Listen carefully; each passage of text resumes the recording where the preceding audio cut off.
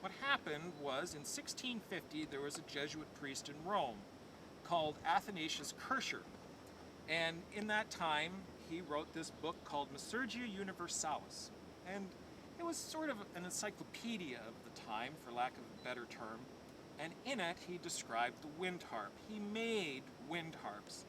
This is a recreation of Athanasius Kircher's original wind harp from 1650.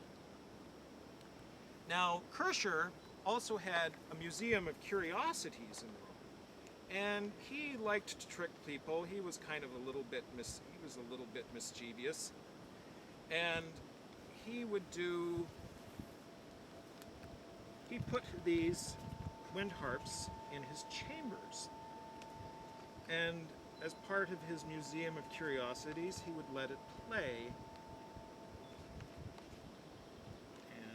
Having difficulties describing. He described his harp in Misurgia Universalis 1650, and again in another book, Misurgia Nova, in 1673.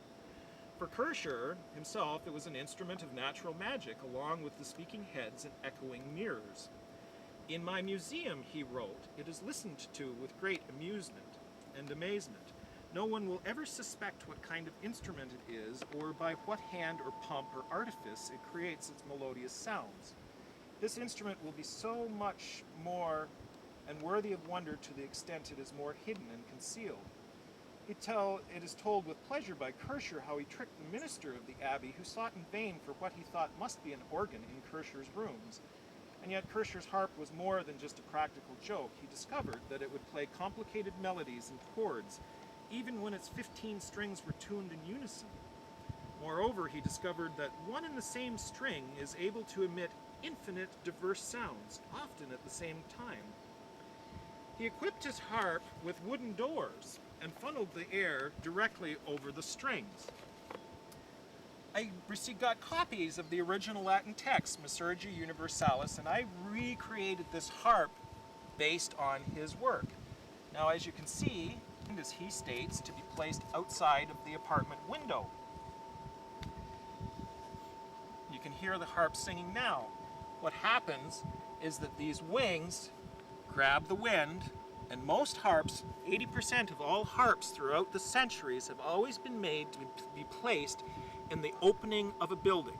They have tried to put them outside, but they're a little finicky to play outside, although you can hear this one singing away, and this breeze is very light. I doubt very much if it will make a piece of paper whisper in the wind. You can see the paper. It's not blowing around very much, and yet it's still singing. It's not the volume or the velocity of the wind that makes them play. It's a quality of the wind. That's why over the centuries Aeolian harps have been considered so mystical and magical. So since this is such a key piece, this is considered to be the first modern Aeolian harp. It is not the first one ever made, but it is the first one to be fully documented in texts. So Athanasius Kircher is considered to be father of the Aeolian harp. Now, what I did when I created this, there are no dimensions. I tried to get the ideas of how to put it together, and this is a historical recreation. It has the doors, it has the sound box.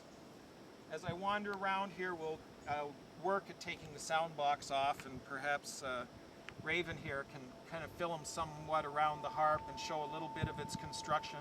This harp is crafted out of rift-sawn cherry. It probably has to be the rarest and most exotic of the domestic hardwoods. Rift-sawn is just simply a way of cutting the wood. Most wood we see is flat-sawn. The log is taken and there's just slices taken off of the log. In quarter-sawn, it is exactly what it is. The log is quartered, and then the quarters are sawn, so the grain sticks out vertical in the wood. With rift-sawn, what happens is that the log is quartered, and then it is sliced this way across the quarters. So it is a very uniform grain. It is very dimensionally stable. All fine furniture from 150 years ago was crafted with rift-sawn woods. The finish I